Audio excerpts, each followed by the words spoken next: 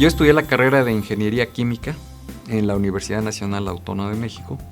Mi primera actividad estuvo en la parte de la química. Estuve en grupo CITSA y me tocó el tiempo de introducir nuevos productos en el mercado. Fluoruro de sodio, bifluoruro de amonio, sosa cáustica en forma de escamas, ácido clorhídrico y cloro, cuando en la época de los años 70 más o menos fue cuando Grupo CITSA adquirió la planta del Istmo de Tehuantepec, que originalmente era una planta de Pemex, pero que el trabajo de los industriales en esa época pues obligó prácticamente a Pemex a que vendiera todas las plantas de la industria química. Decía, bueno, si tú no nos dejas meternos en el petróleo, pues no te metas en la química.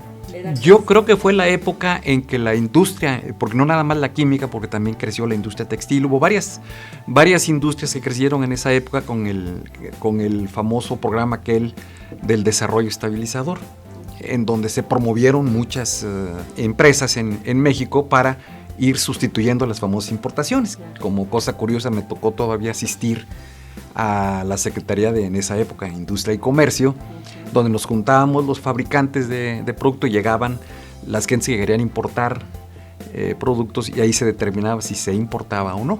Y ahí se daban los permisos o no se dan los permisos, se le decía al usuario, ve con fulanito que él te lo va a surtir. Creo que fue uno de los grandes impulsos de la industria en México. Creció muchísimo la industria, salieron nuevas empresas, nuevas plantas. Luego, en el año de 1976-77, cambié de industria y entré a pigmentos y óxidos, conocido ya actualmente como Piosa, y era uno de los grandes fabricantes de pigmentos. Ahí fue prácticamente mi introducción a la industria de los aditivos de color, en general para la industria del plástico, para la industria de pinturas o para la industria de tintas. La velocidad en la que se presentan los cambios es verdaderamente asombrosa. O sea, eso nos tiene que llevar a entender que los cambios en la industria cada vez serán más rápidos. Me integro en Piosa, entro en el área de comercial. En esa época yo ya estaba estudiando una maestría, máster en administración de empresas con especialidad de mercadotecnia. En esa época Piosa prácticamente era la única empresa que manejaba una gama muy amplia de pigmentos, quizá la más amplia en la Ciudad de México, siendo fabricantes y siendo una empresa nacional. De hecho, en la parte de aditivos, tanto colorantes como pigmentos fueron de los primeros que empezaron a producir en México. Ahí empezó mi carrera en la industria de los colores, de los pigmentos. En el 96 fue cuando salí de Piosa, y que en el Inter me tocó varias cosas muy interesantes. Una de ellas, la llegada de los chinos. En 1985 empiezan a llegar los chinos con productos que en esa época pues eran productos de baja calidad, pero muy baratos. Entonces empezaron a golpear el mercado, que no fue nada más un golpeteo en la República Mexicana, fue prácticamente en todo el mundo. Esto creó una verdadera lucha interna por entre la calidad y los precios. Al principio tuvimos la gran ventaja de que los productos tenían calidades muy bajas.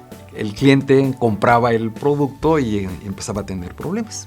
Llegué luego a Tecma, que es donde estoy ahora, en donde nos ha tocado desarrollar la parte de los fluorescentes, nos ha tocado desarrollar la de los termocromáticos, fotocromáticos, los de alto desempeño, los aromas, que también por ahí están empezando a desarrollarse más en el mercado.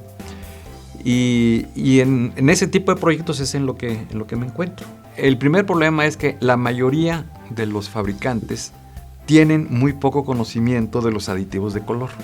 Ellos están conscientes de que quieren un color, y por otro lado sus áreas comerciales, sus áreas de compras quieren precio.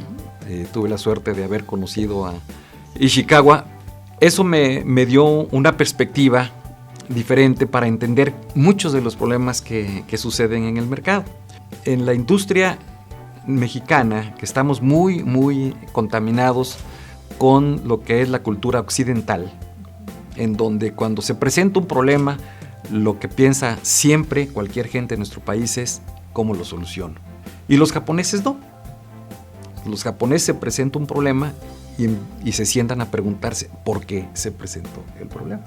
Y eso les permite resolver muchos problemas y no volver a caer en los mismos problemas.